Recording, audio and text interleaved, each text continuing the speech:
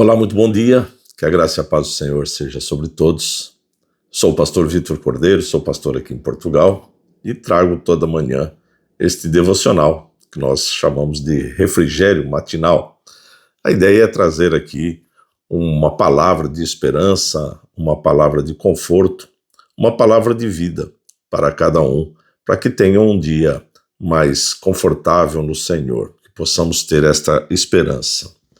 Bom, hoje eu gostava de partilhar com cada um de vocês uma passagem que está no livro de João, que, digamos, é quase que uma complementação do que falamos ontem, quando apresentamos ali a questão do Vale dos Ossos Secos. Se você não ouviu, vá lá ouvir, que demonstra a situação em que a humanidade vive, né? Vale, eram muitos ossos ali, havia muitos cadáveres, né? Muitos ossos naquele lugar, denotando a situação de um povo, mas também denotando a situação de toda a humanidade que está longe de Deus, que se encontra de uma maneira alienada de Deus, né? Não querem saber de Deus.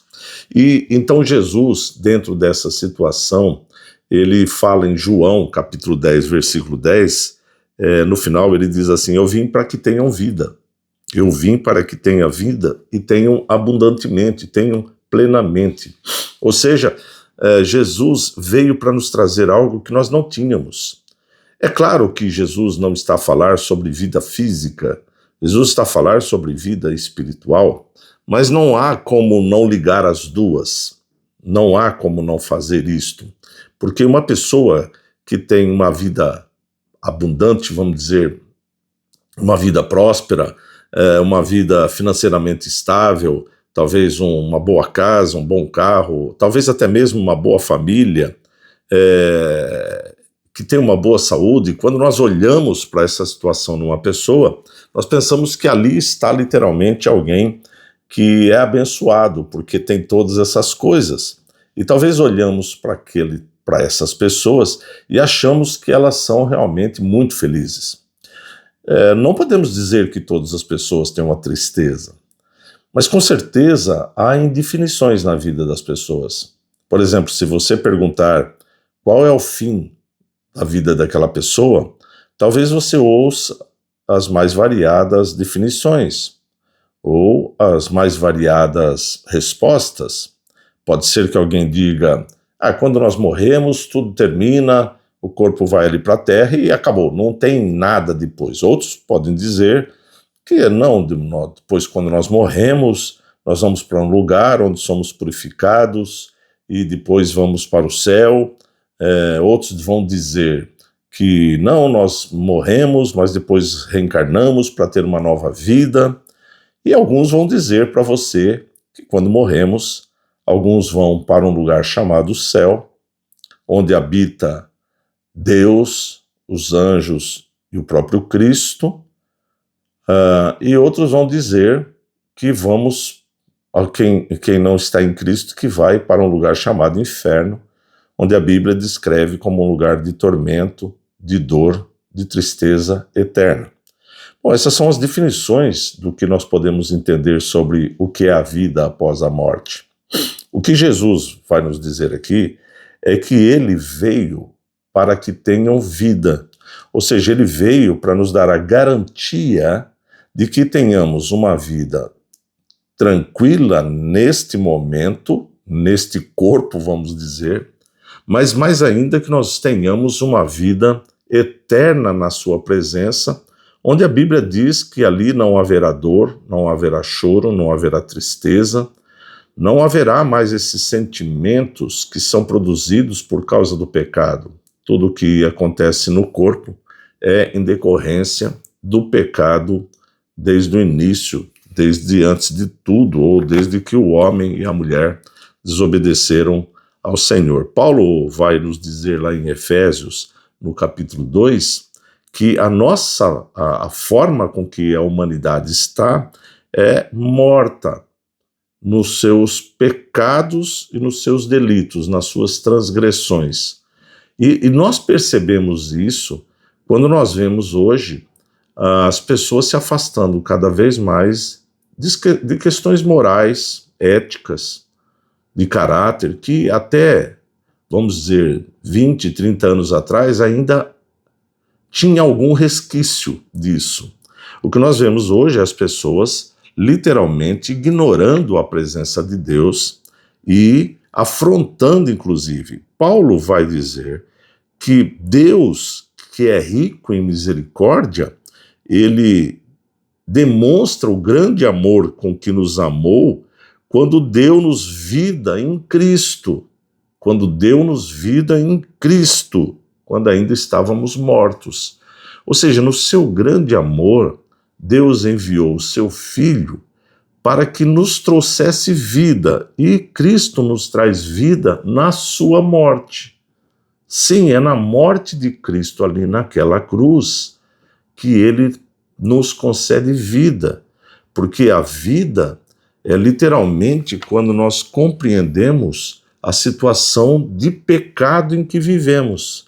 Quando nós nos arrependemos de pecados que praticamos, da vida que vivemos, da promiscuidade que muitas vezes vivemos, né, na vida dos vícios, enfim, em coisas que literalmente nos afastam de Deus, além de todo o pecado que o nosso corpo carrega.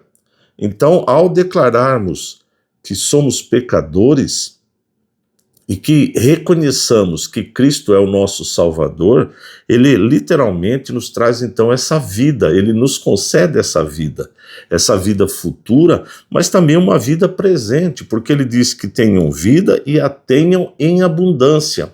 Essa ter em abundância é agora. É agora.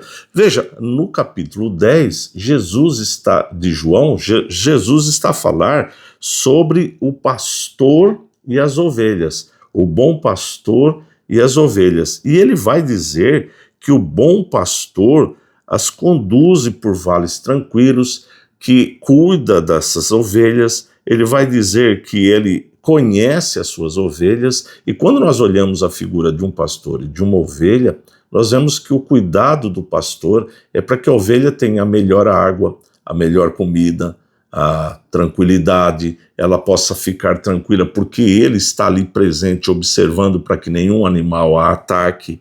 Então, quando nós vemos Jesus dizendo que tenham vida plenamente, ele está a dizer sobre uma vida em que nós olhamos para uma ovelha e vemos a ovelha bem nutrida, nós vemos a ovelha satisfeita, nós vemos a ovelha segura, nós vemos a ovelha ali desenvolvendo-se, ou seja, nós vemos uma vida saudável.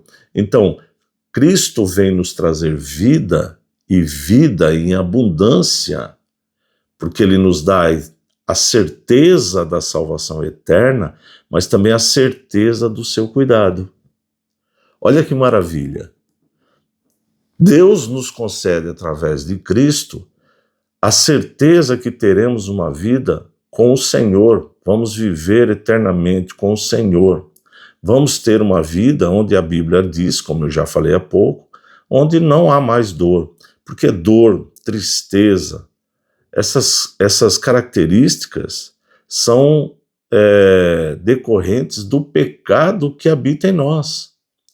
As enfermidades em decorrência do pecado que entrou no homem por ocasião da desobediência de Adão e de Eva ali no jardim do Éden. Está na Bíblia narrada no livro de Gênesis.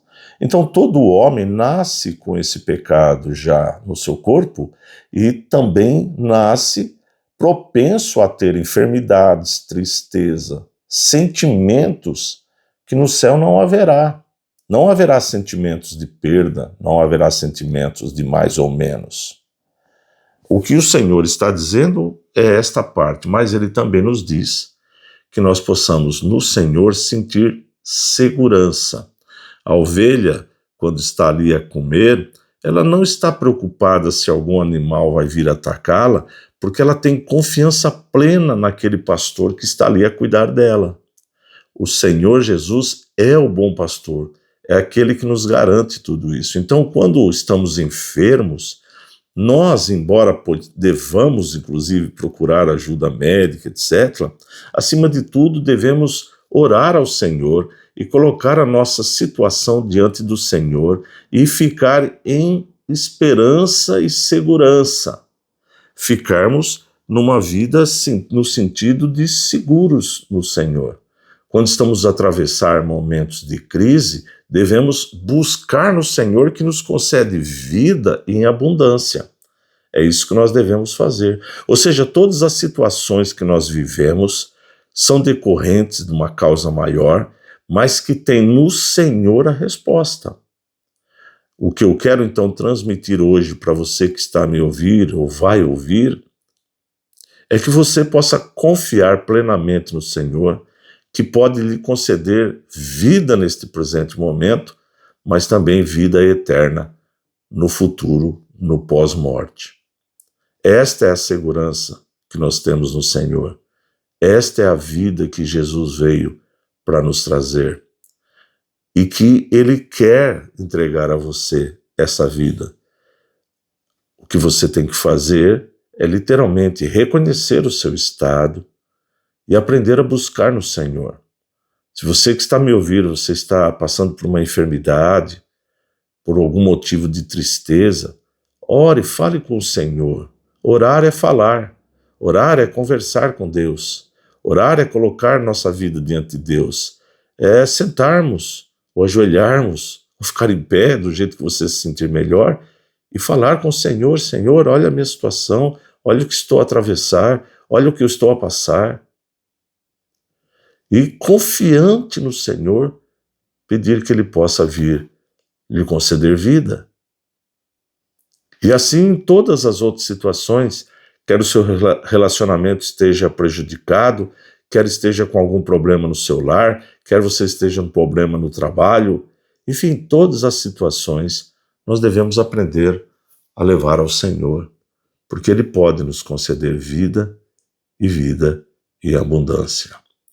Que Deus o abençoe. Quero lhe pedir, como faço eventualmente, quase sempre, que você compartilhe com outras pessoas. Compartilhe. Eu tenho plena convicção de que há tantas pessoas a sofrer e que muitas vezes a palavra de Deus é o melhor remédio que ela tem. Então, ofereça esse remédio através desta palavra, através desse devocional. Compartilhe com seus colegas, com seus familiares, compartilhe nas suas redes sociais, mas também não esqueça de deixar o teu gosto. E se você ainda não é inscrito, inscreva-se e nos ajude a atingir a nossa primeira meta de 1000 inscritos. Deus abençoe e, se Deus permitir, Deus soberano, amanhã estaremos novamente aqui para mais um dia trazer este devocional aos vossos corações. Até lá.